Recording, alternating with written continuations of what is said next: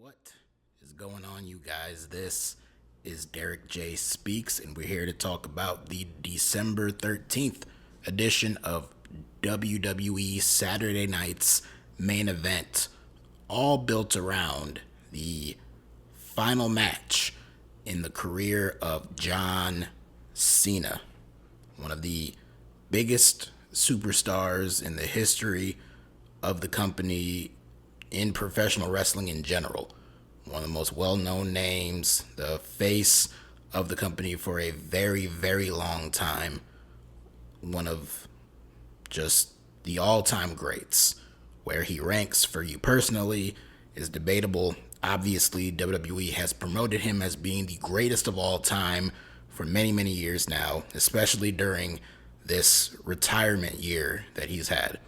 And on this night, that we have known about for a very long time, that this particular night was going to be where his final match took place. And on this night, he stepped in the ring for the final time against the ring general Gunther in a very, very good match. Probably every last ounce of energy John Cena had in him to put on a great match, he put out there against Gunther, who we all know is great. Well, most people know and feel is great. I think that, so. And the two of them meshed well. It was the obvious babyface versus heel dynamic here. Just straight heat for Gunther this entire match, and nothing but love for John Cena. And the one thing this hot, rabid Washington D.C. crowd did not want to see was John Cena lose this match. But that is exactly what this crowd saw, and not only that, but he lost by giving up. John Cena tapped out to Gunther in this big retirement match, and the people were not happy. After they were just stunned to silence, and the camera was cutting around to different people having very shocked expressions, some surprised, some very sad, some angry. It felt very reminiscent of WrestleMania 30 when Brock Lesnar beat The Undertaker and broke the streak. This moment here felt very similar to that.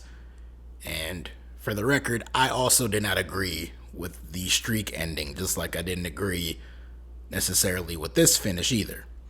But after the fans were stunned to silence, basically, they eventually did voice their opinions by chanting bullshit. And then, of course, after the match, when this whole parade of superstars came out to surround the ring and give respect and tribute to John Cena, Triple H was front and center, and he had boos raining down all over him. And "you fucked up" chants, which were very funny. Even though it's like, that's not the kind of reaction you wanted out there during Cena's retirement. I mean, look, the fans are going to chant what they're going to chant. You know, these people are unpredictable. They're going to do what they're going to do. But I don't think that's necessarily the reaction they wanted to hear from the fans. And this big emotional moment, you have people like Cody Rhodes and CM Punk out there presenting Cena with their championship belts. They're all emotional. All these people, all these guys and girls out here are emotional. I don't think the feeling they were going for was to have in the background the fans chanting bullshit and "you fucked up" and booing Triple H, but that's what happened.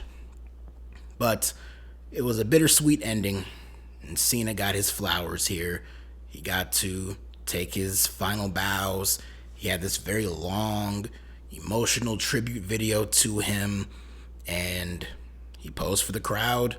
No speech, which surprised me, but it just, I figure it's just something Cena didn't necessarily want to do.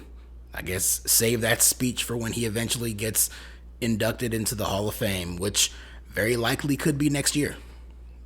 But no big speech, no final words from John Cena, at least during the live broadcast here.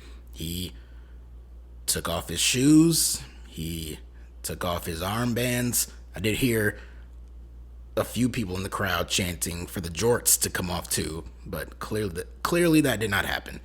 But Cena left the ring, marched up the ramp, gave one final bow and salute to the crowd, and that was it. Rode off into the sunset as the show faded to black, and so ends the career of John Cena.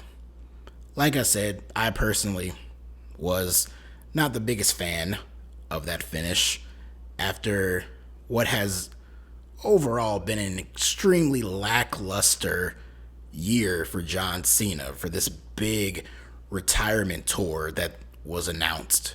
John Cena came out in the middle of the ring in Toronto at Money in the Bank last July and told the world that 2025 was going to be his final year, and he was embarking on this big final end of his career retirement tour. And from the beginning of the year all the way till the end, with a lot of moments that took place, his heel turn, lack of appearances here and there, certain matches having very questionable outcomes, just a lot of mishandling of someone who this company themselves have promoted as being the greatest of all time.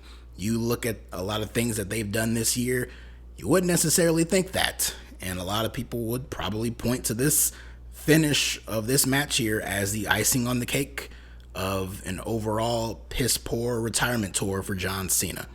But I will say it does make sense for looking towards the future, which is a big thing that John Cena has been driving home in his promos and even in interviews and other sound bites that he has made all year. Now, John Cena, the whole never give up motto that he has attained and has promoted for himself throughout his entire career, or at least his main event portion of his career, never tapping out, never giving up. This was very shocking. It goes against all of that, but here in his final moments, he gave up because he had nothing left to give. You know, it's never give up, never back down and all that kind of stuff, but here he did give up. I don't think that means any less of John Cena. I don't think that takes away from his character or anything like that. That just means that he knew when his time was finally up. And for Gunther, who did not need this victory, of course, but it does add a lot to him. Again, this feels very reminiscent of a lot of the talk going around back in 2014. Brock Lesnar did not need the victory over The Undertaker. He didn't need that win, but it did give him a pretty big boost to his credibility and his presence on the show. They have the ability to do the same thing with Gunther here. They even had Michael Cole on commentary mention the fact that he took out Goldberg earlier in the year, and now he takes out John Cena. Not only that, he made John Cena tap out, something no one ever thought they would ever see happen in this lifetime. So that puts Gunther in a extremely top spot in this company. We could see him come out this Monday night, in fact, and get just the biggest heat imaginable, which is good for him. Now, is that going to catapult him to a world championship? He's already a 2-time world champion, longest reigning intercontinental champion of all time. How much higher can he go? Well, I mean, he's set. This, in my opinion, makes him a made man. I don't really think there's anywhere else but up for Gunther to go. Based on current rumors, I don't suspect he'll be in world title contention heading into WrestleMania, but there is a certain beast incarnate lurking around who doesn't necessarily have a clear direction for himself heading into WrestleMania right now. So I could definitely see them setting that up. Two of the bigger losses that John Cena suffered during the course of this tour here were against now Gunther and against Brock Lesnar. So I could see them building something around that. Maybe the two of them interact with each other in the Rumble match, and that can spark the way for a Brock Lesnar-Gunther match at WrestleMania. That's a match that they were attempting to do, I think, last year, 2024, WrestleMania 40, until Brock landed. His name popped up in a few documents and text messages, and that took Brock Lesnar off of television for an extended period of time. But they just up and decided that coast is clear, Brock's back. We've seen him a few times now. He's back in the fold, so factoring him into WrestleMania plans has to be accounted for. And right now, I don't know of anyone else who Brock would face at WrestleMania, and same thing for Gunther. So pairing the two of them up against each other makes all the sense to me. And with rumors now of Brock Lesnar and his career coming to an end next year, possibly at SummerSlam in Minnesota, could that be a direction for then? Maybe. I don't know. But this is a big win for Gunther. He is not necessarily the future, but he's one of the now guys. He's an established star right now, and making John Cena tap out in Cena's final match is a big deal. It might not be the most popular outcome. It might not be the most accepted outcome. Hell, I don't even necessarily like that it happened, but it did happen. And so you have to hope that they take this momentum for Gunther and they run with it and push him even further as the final boss in this company, the big bad guy, the big villain of the company. I don't see any other position for him to be in other than that after putting down John Cena that way. And yeah, that was a very sad way to go out. And again, all the reactions from the crowd and everything, but respect to John Cena. I'm not going to sit here and speculate, oh, maybe this is what Cena wanted, or the company decided to do this, and boo Triple H. I'm not going to do that. Enough people already did it, hence why he had "you fucked up" chants directed at him, and fuck Triple H and all that kind of stuff, which has been a common occurrence for Triple H and his booking over the course of this entire year, basically. So I'm not going to get into that. I'm just going to do what a lot of us should be doing right now, and that's just pay respect to John Cena. Like I said, I acknowledge that he is one of the greats in WWE history. He was on top as the guy for a very, very long time in this company, at a time when the product itself, creative, all of that, wasn't necessarily the best. And him being on top and being as unbeatable and as protected as he was at the expense of so many others around him was a big reason why the television was not necessarily the best at that time. But man, they relied so heavily on him, and he made that company a lot of money. He would go out there and get these boos and get this negative reaction and just beat all these guys left and right. But the people still showed up. They still gave him a reaction. He still sold all the t-shirts and hats and all the merchandise. He still got the people in the building, sold out tickets, sold out arenas all over the place. And in there, this is a guy who had countless great matches, not just ones that he was carried to have, but ones that he contributed to. I know he did, because much like in his match against Gunther on this show, he was very loudly calling spots in a lot of those great epic matches that he has had over the course of his career. Obviously, hands down to me, the match that defines him for the rest of his life is the match with CM Punk at Money in the Bank 2011. One of the best atmospheres ever for a professional wrestling match was that night in Chicago back in 2011. That, to me, hands down, is the best match of John Cena's career. But you can point to so many. You can point to the series of matches he had with AJ Styles back in 2016, including their SummerSlam match, where AJ got a clean victory over him. Or when Cena won title number 16 against AJ at the Rumble in 2017. Hell, even this year, some of the matches that he has had in the later part of the year against Cody Rhodes at SummerSlam, against Logan Paul, against AJ Styles, even the match against Gunther. I don't know how high it'll rank in terms of his best matches of all time, but, you know, it was something special. Cena was able to pull out great matches with people that you wouldn't expect. The last man standing match that he had against Umaga, of all people, back at the Royal Rumble in 2007 was tremendous. That same year, he was able to pull out a great, entertaining match against the Great Khali.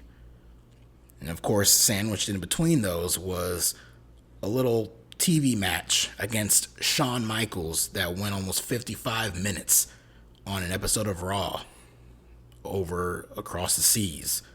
He had some great matches with Randy Orton. The two of them, man, I got sick to death of seeing those two wrestle each other because a lot of the times it was just the same matches over and over again. And a lot of people will rank Randy Orton very highly on the list of John Cena's greatest rivals. He ain't that high for me. Just because the two of them had so many matches together does not necessarily mean they are the greatest rivals with each other. But I can admit that the two of them did have some really good matches. In 2009, they had a great match at a show called Breaking Point, an I Quit match that was very entertaining. That same year, months later, in fact, they had an Iron Man match. John Cena versus Randy Orton going at it for 1 full hour. And to me, it's one of the greatest Iron Man matches in the history of the company. John Cena and Brock Lesnar. Ignore that crap that happened at WrestlePalooza a few months ago and think back to 2012. After Brock Lesnar returned to the company, he and John Cena had this crazy Extreme Rules match that was unlike any match that we saw on WWE programming at that time. Just the blood, the intensity and brutality of it, unlike anything we had seen. And speaking of unlike anything we'd seen, John Cena and Brock Lesnar at SummerSlam 2014. Never have you seen a top guy get squashed the way that Brock Lesnar squashed John Cena in that match. It was something crazy. The two of them were involved in one of the best matches in the history of the Royal Rumble, a triple threat match that included Seth Rollins in 2015. That same year, John Cena and Seth Rollins had a bunch of great matches, including a great match at SummerSlam that was inexplicably interrupted by an appearance from Jon Stewart, which completely ruined that match, which was otherwise really good. I can go on and on. John Cena and Kurt Angle, John Cena and Chris Jericho, John Cena and Triple H. You know, there's many people who Cena has stepped in the ring with. Big names like that, other names that you wouldn't even think about immediately, like Rusev, like Kevin Owens, like Sami Zayn. This man has been in there with about everyone. He has beaten just about everyone there is to beat. The two matches 2 years in a row against The Rock, which weren't necessarily all that great, but they were very important for the business of WWE. They sure did make a lot of money off of those two WrestleMania matches, so good for them. But yeah, there's not a whole else lot to say for John Cena. This is a person who was a very corny, lame character. He'd come out, make goofy faces, talk over the top, and basically run down and narrate what's going on like he's Morgan Freeman or something like that. He would say weird things like bologna fudge and mustard and spray paint JBL is poopy on a limousine and just do this very dumb kiddie stuff at a time when WWE was PG and catering to the kids, and John Cena was the poster child for that. And it was very cringeworthy and very uncomfortable and uncool to watch. But then a flip would switch and you would see John Cena be a beast. You hear the man say fine speech and he goes scorched earth and cutting promos on people. Tearing down Roman Reigns, tearing down The Miz, tearing down AJ Styles. Hell, he even went toe-to-toe against The Rock on the microphone and even did better than him. Going up against CM Punk, who was lethal on the microphone, John Cena held his own against him. This is a man who, when put in that position, shined bright. We saw examples of it earlier this same year against Cody Rhodes, who, in his own right, stood tall against him too. But the impact that this guy has had on WWE just goes without saying.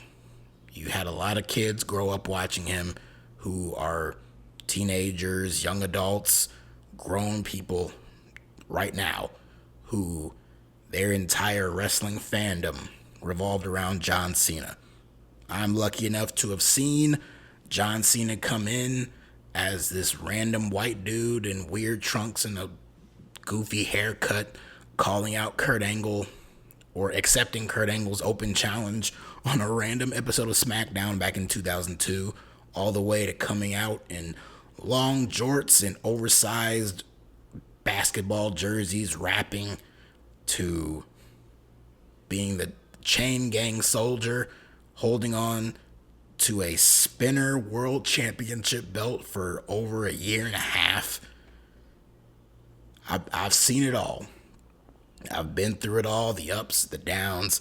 I've loved this man. I hated his face and wanted to see him go away, and was depressed as all hell to see him once again beat this person or beat that person and just win and win and win, staying the exact same character, never turning heel, never switching things up, just the same bland person. But then he would come out and he would cut these really good promos and he would have these really good matches, and he was just a presence on the show to a point where it came time for him to go away.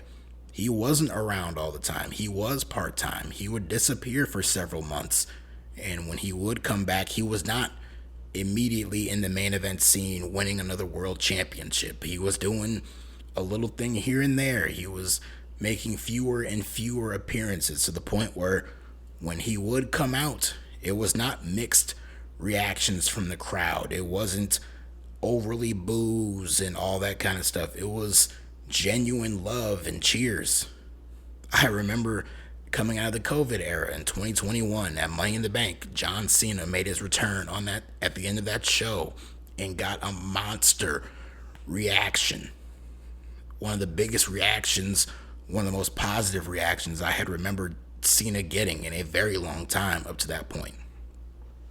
So you got a lot of people out there who are not happy with the way things ended on this show, but that's how things go sometimes. And all I can say from my perspective is that John Cena is and was and always will be one of the most polarizing top guys in the history of WWE, and that company was definitely better off having him than not. Especially during a very dark time, because had they not had John Cena, I don't know where this company would be today. That was a very down time. He was a face of a very down time in the history of that company, but had he not been there, it would have been a whole lot worse. So, hey, thank you, Cena. You will be missed. Nothing but love and respect to John Cena. Now, with all that out of the way, this show did have other matches that took place. A lot of main roster versus NXT stuff. We had a match with Cody Rhodes and Oba Femi on this show. Ended in a DQ. Drew McIntyre came in, beat up Cody Rhodes, but he got laid out by not only Cody but also Oba Femi, who, if you saw him out there making his entrance, standing up against Cody Rhodes and wrestling him, going toe-to-toe with him, he definitely looked like he belonged. That is someone who could definitely be used on the main roster right now. And that's why when I see someone like John Cena retiring, I'm not necessarily going to shed a tear for it. Although, when he hugged Kevin Owens in the front row when he was making his entrance for his match, that almost got me. Because I was not expecting to see Kevin Owens there, and the crowd popped huge for KO there, so that was cool. But I'm not necessarily going to cry and be overly emotional about John Cena leaving, because while it's sad to one extent, I'm glad he's retiring, because that is an era that needs to start being phased down. The era of John Cena, the era of even CM Punk and Roman Reigns, Chris Jericho, who's rumored to be coming back soon and maybe having a retirement tour of his own, Brock Lesnar, who's rumored to be retiring next year. These are names that it's cool that we've had them for as long as we had, but we need to start phasing them down and building up people like Oba Femi, like Javon Evans, who we saw later in the night. Him and Leon Slater took on Dragon Lee and AJ Styles in a fantastic tag team match. Saw someone on X talk about how it felt like an old school X Division match in TNA. Definitely helped that the current TNA X Division champion, Leon Slater, was in the match, but it was so fast-paced and action-packed. It was great. Poor AJ Styles slipped on a phenomenal forearm attempt, and if I know anything about AJ Styles, I know he had to have been pissed off at himself for that botch, but I thought that the way they recovered it between him and Leon Slater was done very well. He immediately went in for the pinfall attempt, and AJ kicked out. So I thought the recovery on that was very well done. But AJ and Dragon Lee picked up the win in that match. And then we also had Sol Ruca from NXT. She took on Bayley in a very good back and forth match that saw Sol Ruca get the win. And much like the men, the women also need some fresh faces, especially on SmackDown with a bleak roster right now. They could use someone like Sol Ruca. They just added Lash Legend. They could use a Sol Ruca. Zarya was out there in her corner. They could use a Zarya. What's Jordan Grace doing these days down in NXT? Hell, even Fatal Influence. There's many names down there who could use a call-up and could definitely freshen up these shows. And also do a better job of handling some of the women you currently have on the main roster. Hello, Julia. Hello, the two current world champions, Jade Cargill and Stephanie Vicaire, who aren't doing anything, and they're the two top champions. They could use some fresh blood. They could use some fresh faces. They could use a refocus on building up and making the women's division important. They're doing a pretty good job right now with the women's tag team division, but let's be honest, that tag team division does not mean nearly as much as the world title scenes do and the mid-card title scenes do. So take a little bit away from that and reshape that focus back to the world champions.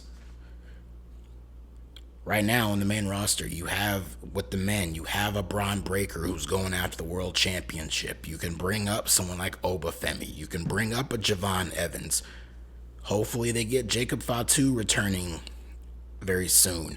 These are just some names who you can build the future of this company around. I'm I'm ready for it. I'm not excited about the prospect of doing a third WrestleMania match between Cody Rhodes and Roman Reigns. I'm sick of some of these guys constantly being in these main event pictures. This is the problem they had so long with someone like John Cena. So hopefully they can look at a show like this and look at the reactions that some of these guys got and can use that and build on that. Like I said, Gunther is an established guy right now, but he is someone you can build around as one of the big bad guys, to the point where when you see someone like an Oba Femi or a Jacob Fatu or Braun Breaker beat him, it means something. Not him tapping out to Jey Uso. One of these other guys who you actually view as a top main event level guy beating him. It'll mean something. But that's all there is to it. So that's about it for me. This was very emotional here, but not crazy or anything like that. Again, it is wild that they actually had John Cena tap out. I can't believe they did that, but such is life. You know, sometimes your heroes do give up. I don't know what to tell you, but that's about it for me. Thank you for listening. Thank you for watching. If you like what you see, like what you heard, like all of this stuff, like, subscribe, do your thing. Follow me on Twitter /X at DerekJ Speaks. We are winding down for the year 2025, which means a best of the year is coming soon in terms of favorite matches. And of course, AEW World's End is on the horizon. So keep it locked in for some of those things as this year comes to a close. Thank you all for tuning into the channel. Appreciate every single one of you who watch and listen to these long reviews and listen to me wax on about pro wrestling, this crazy world of pro wrestling every single year. I do appreciate it. And to many, many more. And again, one last time, thank you, John Cena. Check you guys later.